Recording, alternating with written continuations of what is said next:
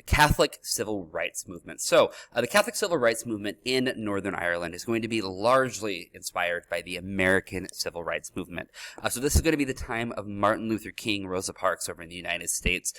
Really a kind of monumental time for the United States. And this movement is going to be seen around the world, and it's going to inspire Catholics in Northern Ireland to start kind of doing the same kind of things for what they feel is their civil rights. The aims of the Catholic Civil Rights Movement is to, number one, end job discrimination in Northern Ireland. Nationalists were less likely to be given certain jobs, particularly government jobs, and this was something that they did not like. They did not feel that Protestants should be the ones getting the jobs instead of Catholics. They thought that everyone should have equal right to the job, and thus they wanted to end this. Secondly was ending housing discrimination. Protestant families often got government housing ahead of Catholic families. There was a particularly significant instance in one city that led to a sit-in and then a basically riot when there was a family of Catholics living in a home they were removed, and a single Protestant woman was given that house. That was kind of one of those examples of housing discrimination that really ticked off a lot of nationalists at this time. So this was certainly an issue that they wanted to talk about. They also had the idea of one man and one vote. All homeowners in Northern Ireland could vote, so only homeowners in Northern Ireland, could vote. This is different than the rest of the United Kingdom, where any adult could vote. So in Northern Ireland, if you wanted to vote, you had to own property.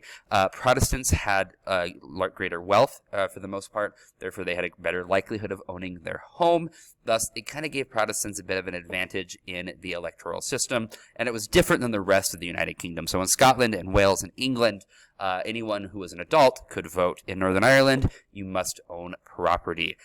They felt that there was a reason for this happening, and they did not like it. Therefore, they wanted this gone. Moving on with the aims, we have gerrymandering. Okay, they wanted an end to gerrymandering.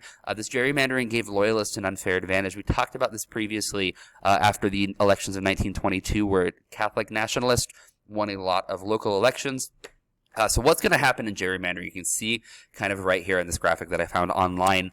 You might have a district or an area. Okay, so let's just say any location where roughly 60% of the seats are going to be blue and the 40% are going to be red. If you were to split this evenly, okay, just straight across, you'd have roughly 5 districts. 5 would be blue and 0 would be red. Would be one way, I guess not evenly, of splitting this district apart. Okay, so traditionally, if 60% of the seats are blue and 40% are red, you would assume that 60% of the representatives would be blue and 40% would be red, which would be an equal representation. One way to divide this district would be like the second box you can see right here, where you just divide it straight across. Okay, this one is pretty, you could make the argument, just clear cut, we're just drawing a line straight across is even. In reality, it's not even, because blue would win everything and the other side would get absolutely nothing. This is kind of an example of what you would be seeing similarly in some places. Okay, the other one right through here is the one that a lot of Catholics were very upset with happening in certain areas. Derry would be a good example of this, where they're going to kind of divide the thing creatively in order to really pack themselves in. Okay, so you have a Catholic majority city that's going to be controlled by Protestants, and this is happening in a number of areas throughout Northern Ireland, causing some very, very tense people, very frustrated. Okay, so in this one right here, you divide it up just like this.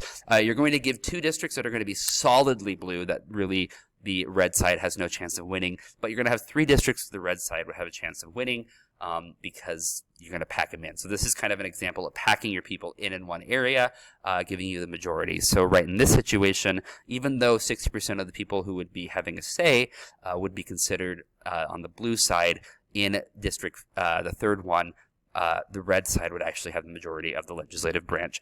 So this is kind of a real quick rundown of gerrymandering.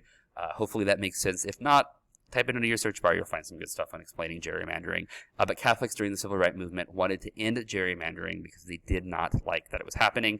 They also wanted to reform the police, the RUC, the Royal Ulster Constabulary. At this time period, it was over 90% Protestant, and it had a very kind of sketchy history with a lot of bad brutality towards the nationalists. This is something that they did not like.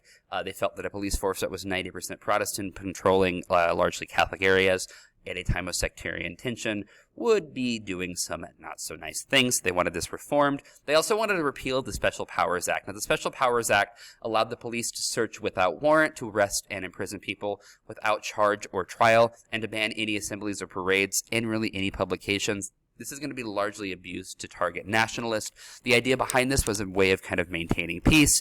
If we have this happen, the government can go in and get rid of people who are going to be causing conflict and causing tension and possibly causing violence. So we're going to use this right through here to just maintain sure that we maintain stability. However, this is simply not going to be happening, and oftentimes it's going to be used to target nationalists.